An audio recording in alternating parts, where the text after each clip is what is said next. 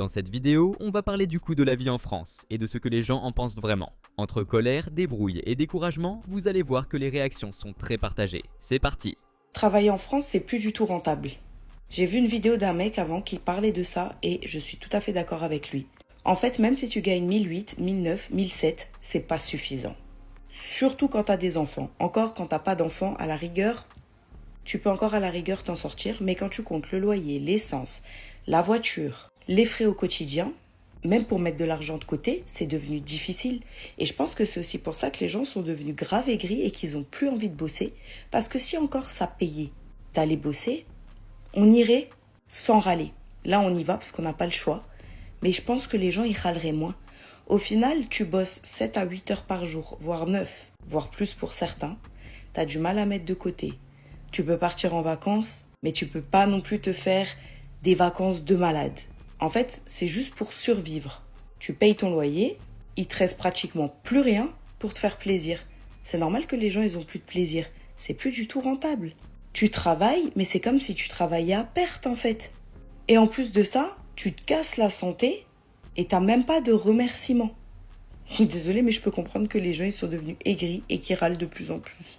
Pour elle, la vie en France est devenue tellement dure que ça se ressent partout. Les gens sont épuisés, à bout, ils bossent sans répit, sans vraiment profiter de la vie. Et dans le prochain extrait, vous allez voir à quel point ce ras-le-bol se fait sentir. Écoutez ça.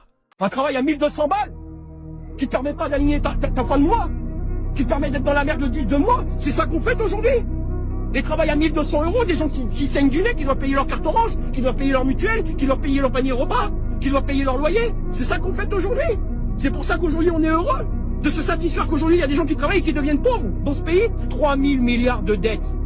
T'as pas un hôpital convenable, t'as pas une éducation normale pour nos gamins. C'est le bordel, les routes sont défoncées. Vous avez fait quoi de l'argent? Il est où le ticket de caisse? C'est ça le message, la famille. Battez-vous pour vous-même. On est tous en train de nous endormir. Et arrêtez de nous faire chier avec vos problèmes d'immigration, avec vos problèmes d'insécurité. J'habite dans le 9-3, on a l'impression qu'on est dans le Far West. Le problème des Français aujourd'hui, c'est le portefeuille. Le problème des Français aujourd'hui, c'est de se nourrir. Le problème des Français aujourd'hui, c'est d'aller à la fin du mois. Hey, ce mec-là, c'est exactement ce que je pense. Ce mec est excellent. Ce mec, attends, je vais mettre autour parce que c'est super important ce qu'il vient de dire. Clairement, cet homme dénonce la dégradation des services publics en France. Il en a marre, surtout de ceux qui pointent l'immigration du doigt. Selon lui, le vrai problème, c'est la mauvaise gestion de nos impôts par les dirigeants. Un demi-sandwich triangle vendu 4,50 €, c'est ce que propose Triangle, un nouveau restaurant qui vient... Va falloir penser à aller se faire foutre. Va falloir penser à aller se faire mettre. C'est bon! Vos concepts de merde, vos prix de merde. Dans la France de Macron, tu me proposes un sandwich triangle. La garniture, elle se voit à peine. Tu me proposes un sandwich. Toi-même, quand t'entends ta phrase... En fait, il faut que je me calme. Toi-même, quand t'entends ta phrase... Un demi-sandwich triangle. Toi-même, quand t'entends ta phrase, ça va chez toi. C'est-à-dire que si je prends le sandwich entier, c'est-à-dire 2 tranches de pain et au milieu de la brandade de morue, je paye ça 9 €. Tu veux que je te... En fait, est-ce que tu veux que je te mélange? En fait, elle a l'air adorable, ta voix est toute mignonne, mais vous n'allez pas faire passer vos idées de merde par une voix mielleuse. On va tous vous mélanger. Cette année, il n'y a pas de conneries comme ça qui va se passer. Au lieu de faire des trucs pas chers pour les gens qui ont meurt de faim, t'es là, tu me présentes un demi-sandwich triangle à 4,50 €. Toi-même, ça va pas chez toi. Et puis, c'est qui le fou qui a... Je vais vous mélanger. Cette année, je vais pas vous laisser dormir. Cette année, entre les cuisines fusion, les bars à machin, les bars à trucs, les concepts de merde, je vais tous vous mélanger, vous et vos concepts d'école de commerce, allez vous faire foutre. Est-ce que c'est bon? Merci. Visiblement, avec un mélange d'humour et de ras-le-bol, cette femme dénonce un phénomène abusif sur les réseaux. Ces nouveaux concepts de restauration qui augmentent leur prix tout en réduisant les portions. Les gars, 2000 € par mois, à la fin du mois, il te reste 200 € les gars. Le gars a dit les termes, fâchez-vous comme vous voulez, hein, mais 2000 € en 2025, c'est rien du tout. C'est à peine si tu vis décemment. Certains me diront oui, mais mes parents, ils m'ont éduqué avec 1400 €, j'ai jamais manqué de rien. Mais maintenant, on est en 2025. À l'époque, la baguette, elle était à 50 centimes. L'essence, il était à 1,20 €. Les loyers, ils étaient à 300 €. Tu pouvais manger au resto pour 10 balles, frère. C'est plus comme ça maintenant. En 2025, ton daron, avec son SMIC, il aurait pas joué. Même avec 2000 €, il aurait pas joué. Aujourd'hui, avec un SMIC, tu joues pas, frère. T'es même pas remplaçant. En fait, aujourd'hui, on est tellement dans une société de consommation. Déjà, rien que les abonnements. Avant, il n'y avait pas autant d'abonnements qu'avant. Maintenant, tous les mois, on a tous, je sais pas combien d'abonnements qui sortent chaque mois, tu vois. Déjà, rien que le téléphone, l'abonnement mobile, l'abonnement Internet, la salle de sport, la Navigo pour les transports en commun, tous les trucs comme ça, Netflix, Spotify. Et rien que moi, je dois avoir 7-8 abonnements. Tous les mois, ça sort de mon compte. Avant, nos parents, ils n'avaient pas ça, parce que ça n'existait même pas. Et les prix, ils ont augmenté, les loyers, les trucs, tout a augmenté. Même l'assurance de ta voiture, quand tu mets le coco, t'en as pour 2 fois plus. Et tout a augmenté.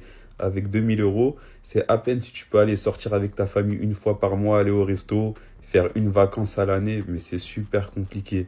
Maintenant, si tu gagnes 2000 euros, limite, ta femme, elle doit travailler, sinon ça va être super dur de vivre décemment. Et il faut dire aussi que nos parents, ok, pour certains, ils ont réussi à gérer avec un SMIC, mais ils se sont sacrifiés, ils se sont rien acheté pour eux. Est-ce que toi, t'es prêt à vivre une vie de sacrifice comme ça, où tu utilises tout ton argent pour quelqu'un d'autre? Ça, je sais pas, tu vois, c'est toi qui le sais. Mais en tout cas, c'est difficile. Selon lui, la société nous pousse à consommer toujours plus, alors que tout augmente sauf les salaires. Résultat, les gens bossent sans arrêt mais peinent à vivre correctement. Et dans le prochain extrait, vous allez voir une situation concrète qui illustre parfaitement ce ressenti. Écoutez ça. 20 € pour ça. Voilà pourquoi il n'est plus possible d'être étudiant en 2025. 29 € chez Lidl. Des bananes, des œufs, des fruits de mer, des pâtes, des gnocchis, des épinards, des lardons, des flocons d'avoine, un deuxième paquet, un troisième paquet, des tomates, des avocats, du poulet, une pâte brisée, 3 pizzas pour 3 € et du fromage râpé. Chez Lidl, les prix sont partout pareils en France. Là, je sais que j'en ai à peu près pour 7 jours, 10 jours. Je sais que c'est pas très équilibré non plus. C'est pas je vais pas me faire des repas de fou non plus. Mais au moins, je sais que pour 29 €, j'ai de quoi tenir la semaine et de pouvoir manger quand même convenablement, de manger des fruits, des légumes. Dans cet extrait, un étudiant se plaint de son manque de pouvoir d'achat. En réponse, quelqu'un montre comment faire ses courses de façon plus astucieuse. Pour lui, c'est une manière de prouver qu'avec un peu de bon sens et d'organisation, on peut s'en sortir même avec peu de moyens. Alors on va revenir aux bases. 2000 € vraiment à Paris, est-ce que c'est un bon salaire? Parce qu'il y a beaucoup de personnes qui vont dire que 2000 € en fait c'est super bien et que si t'es à deux tu t'en sors très bien. Et en fait si t'es tout seul, 2000 € à Paris, vraiment tu en chies. Plein de personnes qui ne touchent pas 2000 €, donc ceux qui ne touchent pas 2000 € et qui sont à Paris, souvent galèrent, sincèrement, franchement. Et alors que tu commences à avoir un salaire un petit peu plus élevé, que t'as environ 2000 €, pour moi ça représente vraiment un SMIC à Paris. Il y en a plein qui vont te dire ah mais en fait pourquoi t'es à Paris, t'as qu'à déménager. Franchement moi mon corps de métier, il y a peut-être 70% du taf qui est ici. Après en fait on fait nos études ici, on se construit ici, on trouve en fait un emploi ici et tout se fait un peu genre à la suite. Donc oui on pourrait grave changer de ville, je sais pas forcément si je serais mieux payé ailleurs et si je trouverais un meilleur cadre de vie ou pas, mais pour l'instant en tout cas quand on est jeune et qu'on veut se faire de l'expérience, on reste un peu à Paris parce qu'en fait on se dit bon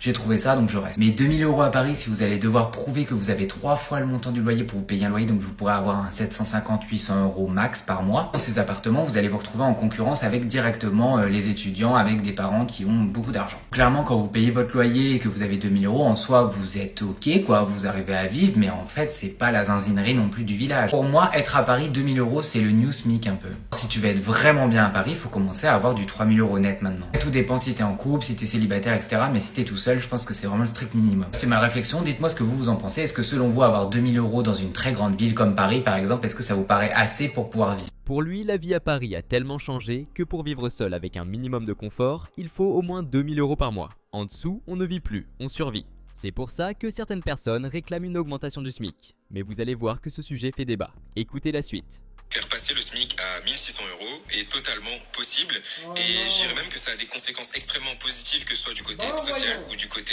Avant de commencer les explications sur les conséquences du SMIC à 1600 €, j'ai 2 précisions à vous faire. La première, c'est qu'aucun prix Nobel d'économie n'a validé le programme économique du NFP. C'était une fake news. La deuxième, c'est que tout n'est que théorie en économie. On ne sait pas si dans le réel, la théorie économique va fonctionner à 100%, puisqu'on ne peut pas être maître de tous les facteurs économiques. Maintenant que ces 2 précisions sont données, on va commencer à attaquer le tableau. Les gauchistes naïfs, comme le mec de la vidéo juste avant, pensent que augmenter les salaires va augmenter le pouvoir d'achat des personnes, donc augmenter leur consommation, leurs dépenses. Mais c'est faux. Et oui, la réalité économique est un petit peu plus compliquée. Une augmentation des salaires, ça va augmenter le coût de production, c'est-à-dire que les usines vont payer plus cher leurs ouvriers. Donc du coup, ils vont devoir rentabiliser leurs coûts.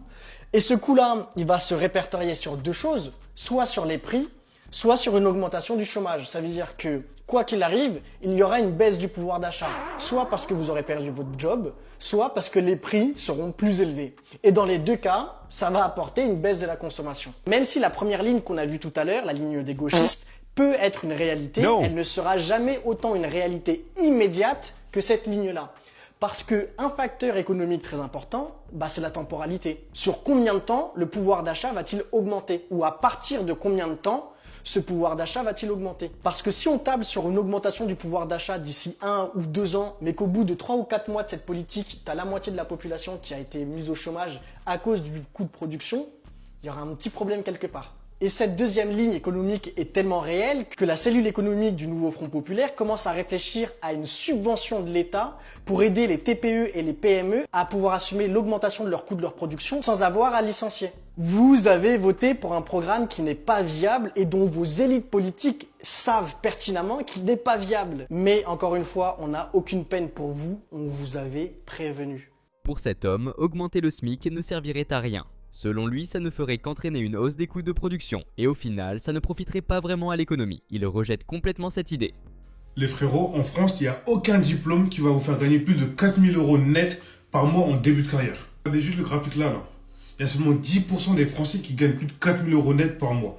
Et même en fin de carrière, ça va être chaud de dépasser les 7000 € net par mois, à part si tu es chirurgien dentiste, directeur dans la finance ou ingénieur informatique en fin de carrière.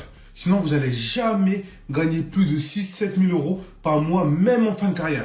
Vous devez savoir, les frérots, c'est que la plupart d'entre nous, juste avec un master, vous allez toucher entre 2 000 et 3 000 € net par mois. Vous n'allez pas toucher largement plus. C'est pour ça que l'école, les frérots, c'est une sécurité.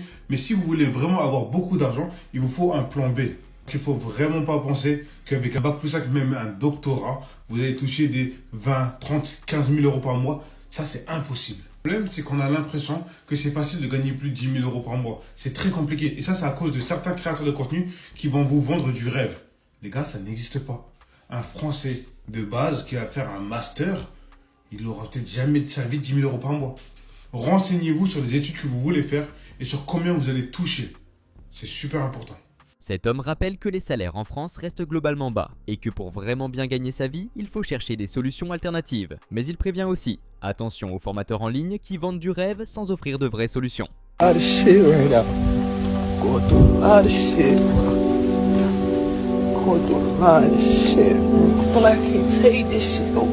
La France de Macron. Non, pour de vrai, la France de Macron. Il part de son salaire, toutes les charges, il les enlève. Il finit en négatif. J'espère dedans, il y a la nourriture, compris. Mais comment t'enlèves toutes tes charges, à partir de ton salaire, tu finis en négatif? Je vous promets, c'est pas sérieux. C'est vraiment pas sérieux. Et carrément, la vidéo, elle fait de la peine. La vidéo, elle fait de la peine de ouf. Tu peux pas être jeune, travailler tous les jours, attendre la fin du mois, ton salaire. Et quand t'as ton salaire, t'enlèves toutes les charges, tu finis en négatif. Et tu repars pour un autre mois. Mais là, c'est même pas vivre, hein. Là, on survit. On survit. Quand on vous dit ceux qui partent en voyage, même une fois dans l'année et même pas loin de chez eux, c'est déjà une chance. C'est une chance de fou. Quand tu vas manger dehors, c'est une chance de fou. Quand tu vas au resto, c'est une chance de fou. Tout ce que tu payes et qui n'est pas obligatoire pour ta survie, donc loyer, électricité, bouffe, etc. Actuellement, t'as une chance de fou. Et je vous parle sincèrement, en fait, on se rend pas compte. Parce que pour nous, c'est normal. Alors que d'autres, ils sont en train de batailler juste pour survivre. France de Macron. On t'oubliera jamais, Macron. Je t'assure, on t'oubliera jamais. Et quand tu vois tout ça, et qu'en plus, à la télé, ça te dit, faut travailler plus, faut moins se reposer, t'as juste envie de rire, en fait. T'as juste envie de rire. En tout cas, force à tout le monde. Cet homme rappelle que chaque loisir, chaque petit plaisir personnel est une vraie chance. Il souligne qu'en France, beaucoup de gens vivent dans des conditions précaires. Et selon lui, la responsabilité revient directement à Macron et à son gouvernement. Regardez la France à Macron là. Regardez la France à Macron. Tous les moutons qu'ils attendent dans la pluie là pour l'iPhone 17. C'est une dinguerie. Il y a 2 jours, ils manifestaient parce qu'ils n'avaient pas assez d'argent. Les étudiants et même les vieux. Hein. Et là, vous êtes devant le Apple Store. Vous avez dépensé plus qu'un SMIC. Vous n'avez même pas rentabilisé. Minimum 10 000 photos dans votre galerie hein, pour l'iPhone 17. Vous coûte presque 2 000 €. Vraiment, la France, c'est du cinéma. Du cinéma. Sous big parapluie, hein. Sous big parapluie. Moi, je suis pas dans la surconsommation comme eux, là. Je suis très bien avec mon iPhone 11. Vraiment. Avec cette vidéo, il pointe un vrai paradoxe. Beaucoup de Français galèrent financièrement, mais font quand même la queue pour acheter le dernier téléphone à la mode. Au fond, il dénonce surtout notre rapport à la consommation et les priorités de certains. Bref, dites-moi ce que vous en pensez dans les commentaires, et on se dit à bientôt.